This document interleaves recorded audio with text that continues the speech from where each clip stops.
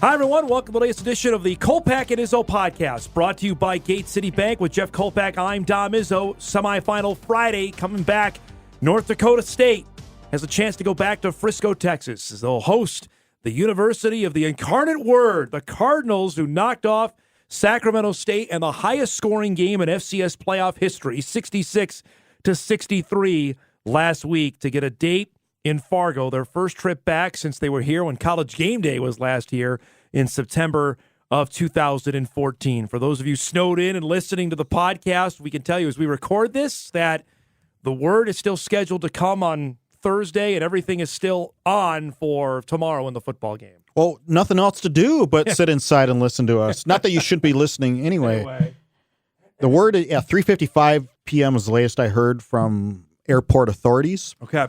And talking to a couple of weather people that it's supposed to dwindle as the day goes on. I think it'll be just fine.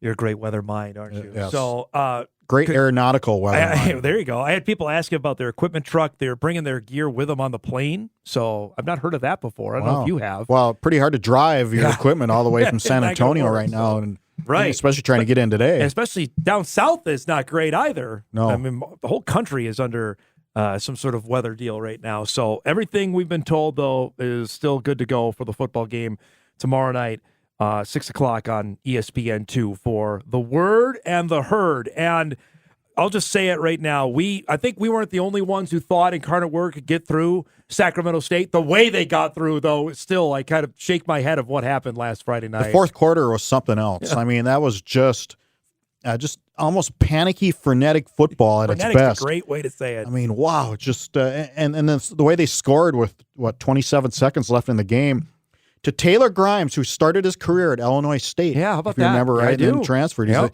Texas kid, and I don't blame him for going somewhere. He was with like Bryce Jefferson. Remember, he was at probably the worst period of Brock Spack's coaching career as far as a throwing quarterback. Yeah. I mean, they couldn't complete a pass. Had nothing to do with the receivers. They were about as bad at quarterback in that 2019 playoff game. It was 9-3. They were about as bad at quarterback as a Missouri Valley team has ever been. Yeah. I mean, you can literally take a good guess at that. They had James Robinson, who's in the NFL now in his third year in the pros. Bison had like 11 guys in the box. Yeah. And why wouldn't you? Robinson had single-handedly run over, I think, SEMO in Central Arkansas to get him into that game, and I would have given him the ball like as much as Brock did. If they would have had a good quarterback. Yeah. I mean, they may have left the dome with a victory. So here's what UIW has done offensively this year, points-wise. 64, that was against SIU. 55 against Nevada, FBS team. 31, 35, 48, 56, 49, 70, that was against Faulkner, your friends there. 35, 73, 66, 41, 66. It's a lot of points. That is a lot of points. So the question is, what does NDSU do to slow the Word down? Right. And I think it starts with the Bison offense, obviously, with the rushing attack. It starts with the 4 guys up front, or the 5 guys up front with the offensive line. And here's one thing I'll say, and I got this from one Bison player, that Incarnate Word will show a 4-man front this week, and that's different than they've seen in the last few weeks. And there's other versions like Okie and all this the 3-3-5 or whatever. Yep. And so I think there's more of a comfort factor for this offensive line to face something a little more traditional because they face traditional in practice all the time. Right. So I think there's if you're looking at a key to the game, that would be it.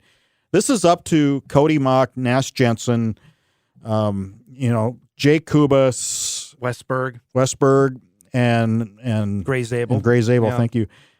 This is their game. This is going to be their deal. Now, you mentioned the run game. The question is, who's going to be running the football is a question for North Dakota State with TaMerik Williams going down. And I mean, Matt Entz told us on Monday he was at practice. We don't know what I don't think he's going to play. I don't think the signs are good for him to be on the Dom, field. how many teams go through the playoffs with one running back? Well, that Illinois State team did with James Robinson. That's what I'm saying. you say, Kobe, it's your game. You have 3 weeks to rest if you win. You have a whole season to rest if you don't. You really think they're going to give him the ball 20-some-odd times? Why not? I don't think so. Why not? They haven't done that in forever to give a guy. Well, sometimes you're down to your you have no choice. I mean, TK is going to get some carries. Yeah, I think TK can handle the 10, 11 carries. He's experienced enough now. Yeah, he's been around. I think so. I think you can give him the ball 10, 11 times and see what happens there. That means Kobe's going to get it 20. All right, that's the number you're saying. That's a high for me. I because he's never done that. Not in his entire 4 years. Goddamn playoffs, Dom. Semifinals. You love saying that. I don't see that out of Kobe Johnson tomorrow. I don't think you're going to see Jalen Busty. You see Pennell? Maybe if you see Barika, but Barika's kind of been banged up as well. I mean, I'd throw a redshirt freshman in there that hasn't played in a couple weeks. I don't know. Is that you got to have? That's why you ride Kobe. All right, we'll see. What are we going to wager on this?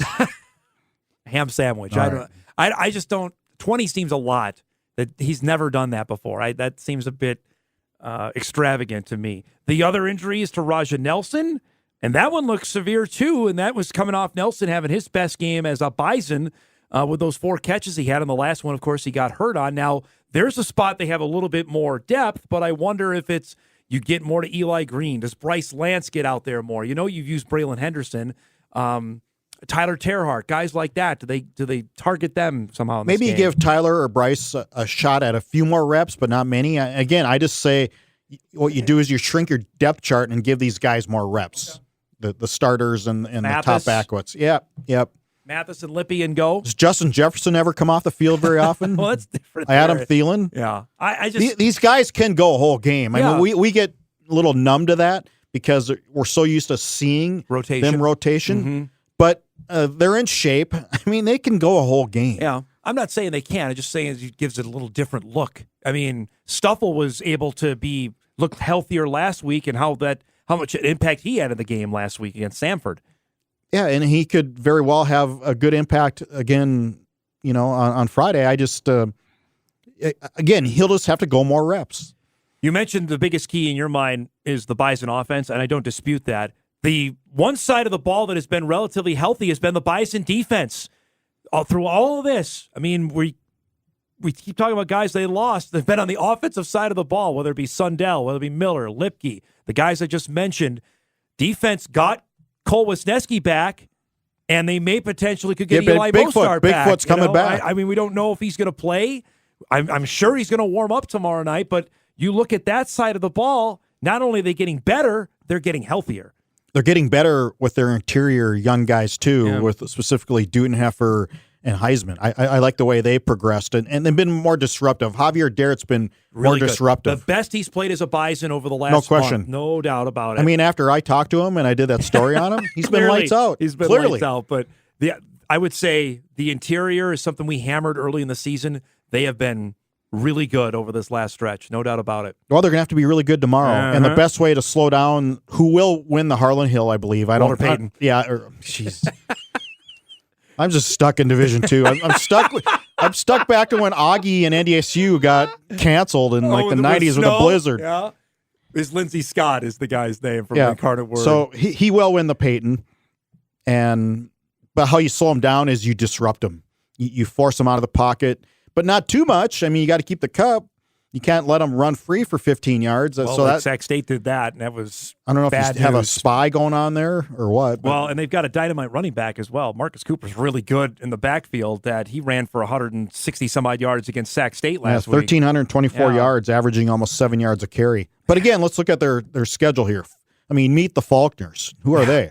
Well, yes. I mean, the Southland is what it is. I mean, but I look at those first 2 games, what they did to Southern Illinois, and we think the Salukis had a pretty good team. Yep. And Nevada. And again, it's an FBS team. Nevada wasn't very good this year. They still put up 55 against them. Yep. Then, I mean, Sela, that was the one loss they had, was to Southeastern Louisiana, a team that ended up making the playoffs. Where was that game at? That game was in Hammond. That was at Sela, and they ended up losing that game. So that's the only loss that they have on the season. After that, McNeese, Lamar, Nichols wasn't good this year.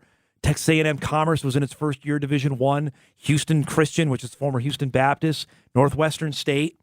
Will the travel make a difference? Because they played at Sac State in a late game. Yeah. And it got over at 1:45 Central. Yeah. So they got home at 6, 7 in the morning. Probably. On Sunday. Yep. Saturday. Just like Saturday. They played Friday, Just because, just like what NDSU happened at Arizona. Game. Yeah. I don't think so. You don't think so? No, I don't. In fact, I think the game being inside suits them perfect. No wind.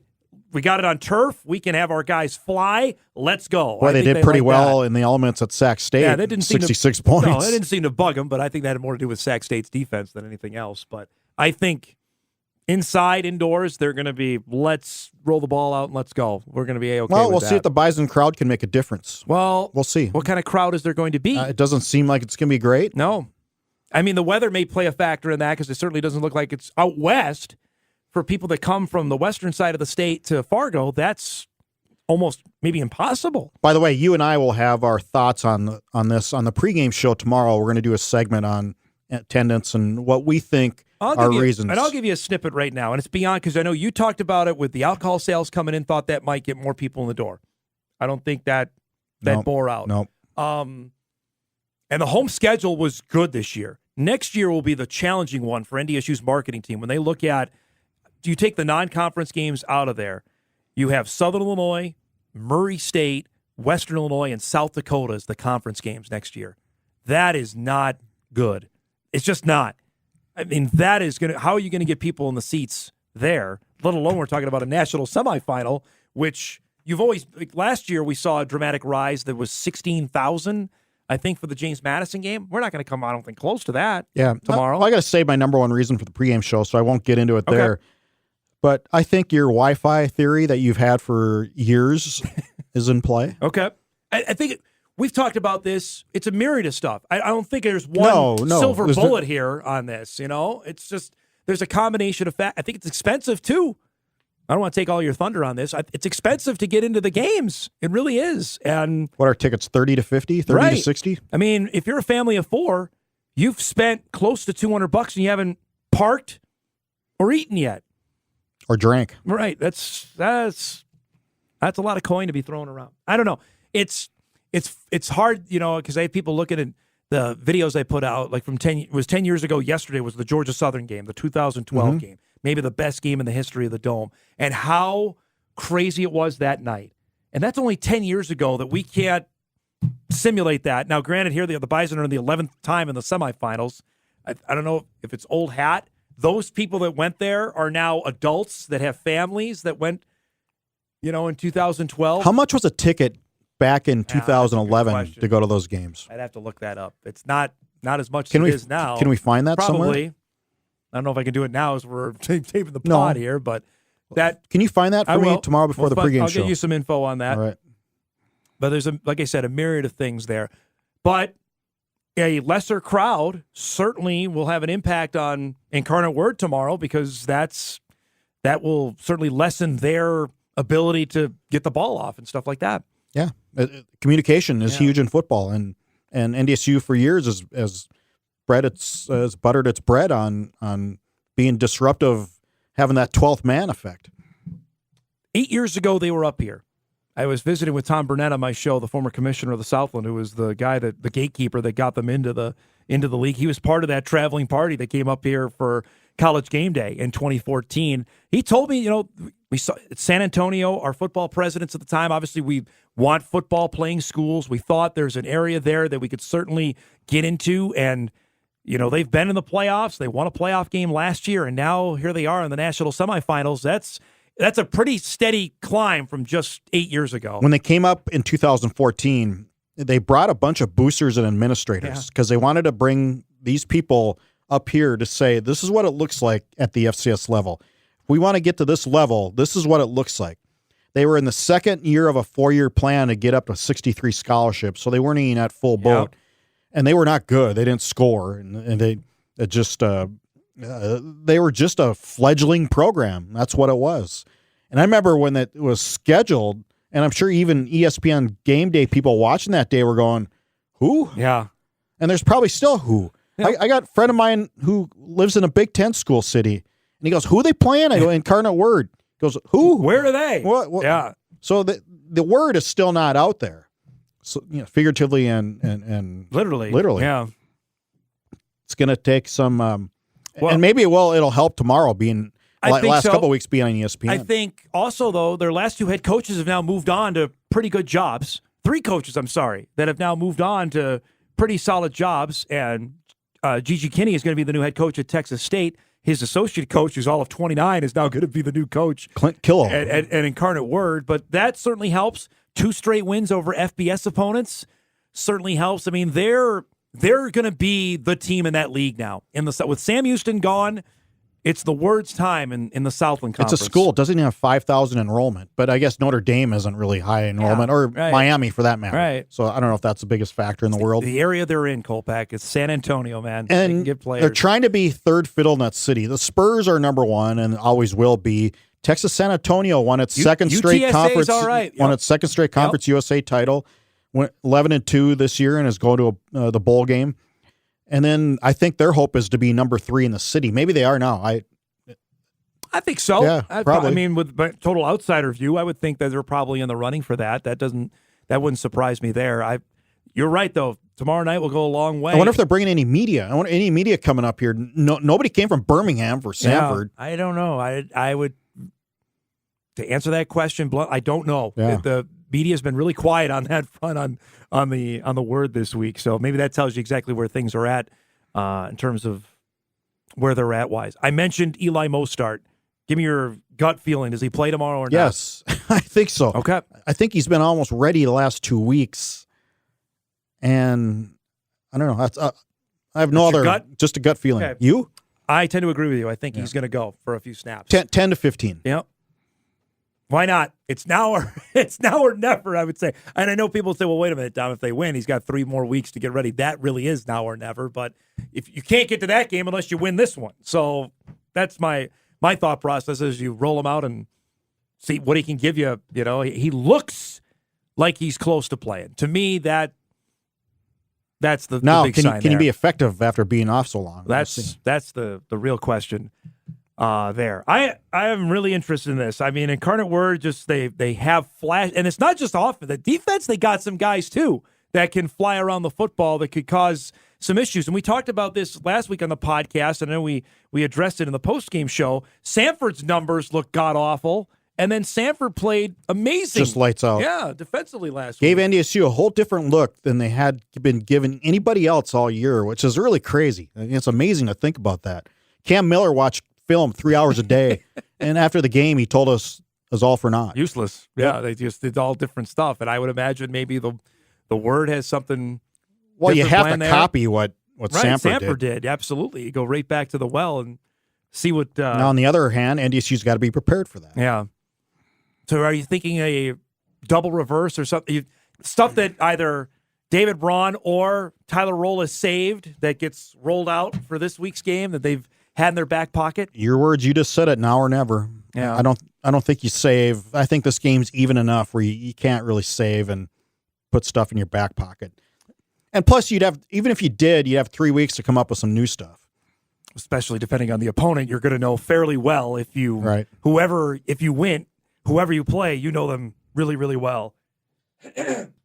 For the national championship, each of those teams like the back of their hand. Speaking of which, I want to chat about that quick before we get to a couple other topics here and save so long. I can't wait for this game Saturday, 3 o'clock, ESPN2, Brookings, South Dakota State hosting Montana State. Bobcats won this game last year in Bozeman. That's after SDSU traversed the whole country. They went from Sacramento to Philly to Bozeman. Now they've been at home. They got Adam Bach back last week, their standout linebacker. This is it for the Jackrabbits, Jeffrey. This is their opportunity now at home to get through a really good Montana State team. High of 9 degrees. Winds, I think, 10 to 20. Oh, who would go to that game unless you had a kid playing? Well, you got to love SDSU football, right? You got to love SDSU football. Montana State has taken over as the top rushing team in the country. Yes. South Dakota State last week gave up 211 yards to the Holy Cross quarterback. Matt Lucas is his name. Yep. I mean, Tommy Malott can certainly use his legs. I'd have to imagine that's a huge. I'm not foreshadowing. I'm just saying it's going to be a close game. It's a toss-up. What is it? SDCU's 6 points? Now it's down to 5. Is it 5? I saw this morning. I think this is a coin flip game. I do too. I've said that from the get-go when the matchup was set. I thought that either team could come out of here and win it. Yeah, 5.5. SDSU minus 5.5 is the line, and I think it's probably a little high there. I think it's going to be a really, really If tight that game. line went to 7.5 for some reason, I'd take that Take the in a Cats. heartbeat. Yeah, I agree with you there. Especially they got Isaiah Fonse back. Montana State does, And he's played too. It's not like he's coming back. He's played now, No. so he's in somewhat game shape, we believe. But the struggling thing to me is why Tucker Kraft wasn't getting the ball last week. He had 2 catches for 17. I don't understand. If you're SDSU, why you're not getting the ball to Kraft? Yeah, I got to believe Stiggy had a little chat with his old coordinator after last week. I mean, you've got an all-world tight end. He needs to get the football. I mean, I'm not a great football mind, but I would think that would make sense to get him the ball, right? Kid. He's a load to bring down. That's just a dynamite game. And this is it for SDSU. It's all been lined up. They came to Fargo and won. They avoided the Bison hangover. They had everybody at home in the playoffs. Right. They got Delaware and Holy Cross at home. Now this is an opportunity. And I can understand for Jackrabbit fans be frustrated that there haven't been more fans come out. But when you see the temperature, I mean, that's a hard sell for anybody to go out there and do that. Yeah, you got to be. And people around here, the veteran fans over the years, remember old Dakota Field? Yeah. Oh, forget it. Well, I mean, that's 30 years ago now. It was 30 years ago, and it wasn't 15,000 people, 12,000. It was maybe 2. Sounded like that. God's sakes. Yeah. Vegan's team, though, they've been, I don't know if discounted all year. I think they've been, myself, I thought they weren't as good as last year. And every time I've picked against them, they have won. I mean, it's just, they have proven everybody wrong this year about this year's team. And I say 2-3 at Old Dakota Field when the conditions were like this. Yeah. We give you a word on Montana State, though. I mean, just that every time we've looked like, it's probably over for them. They've come back and won. Yeah, they've really impressive. They've almost been a team of destiny this year. They've had a lot of things go in their favor. A lot of things. I mean, you look back at that Weber State regular season game with the 4 safeties, then they get them again, and they pounded on Weber State, though, in the second round game. So they proved that they were the better team that day. They certainly proved it last week against William and Mary. We'll see if they can do it against South Dakota State. The couple big news items here before we wrap up and get ready for the football game tomorrow is the Missouri Valley Football Conference will again have a new change of a head football coach. Bobby Petrino is out at Missouri State after 3 years, on the way to UNLV to be the offensive coordinator there under Barry Odom as the new head coach of the Runnin' Rebels. So, obviously more at UNLV than maybe we figured or are guessing. I mean, it's UNLV. When's the last time UNLV, if ever, has been relevant? It's been a bit since the Runnin' Rebels have been good, yeah.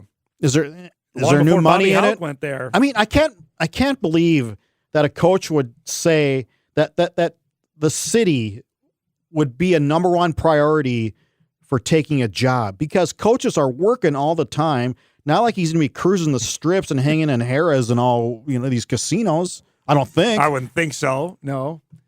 I think maybe he's got a sweet deal on a golf course or something. But these coaches are always working. But I think probably he maxed out what he probably could do at Springfield. I think so. We talked about it all year. It's time to go. That the portal experiment was what it was. It certainly didn't work this year. We got to the playoffs. We thought this year was all lined up. It didn't work. Then now's my time to go. People asked me at the start of the year, how long is Petrino going to be here? I said 3 years. Yeah, this was it. I mean, that to me, I look at that, Jeff, and I say, at Missouri State, where I think, great city, good recruiting area, they've invested in facilities. Kyle Motes wants his team to be in the top half of the league. That's a good job. And Petrino turned that team, who was a dud for 30 years, basically, into now, I mean, they're a couple players away again from being in the, I mean, how close were they to beating NDSU last year? Sounds like they're going to elevate the D coordinator. Yeah, sounds like it. I mean, the Bison go to Mo State next year. I think that's the first conference road game of 2023. Mo State's I think they're in a good spot. I do. I think they'll be back. Can you make our reservations for the Flame right now? One of the greatest restaurants in the Valley. That's intriguing to see on what happens on that. And now, as we're a week out, Our signing day show is coming up. I want to remind people about that. Tune in. You can podcast it as well on Wednesday. We'll be on from 9 to noon. Our good friend Jay Bartley will sponsor. He'll join us as well. That NDSU is not only working on the high school stuff, they're also in the portal.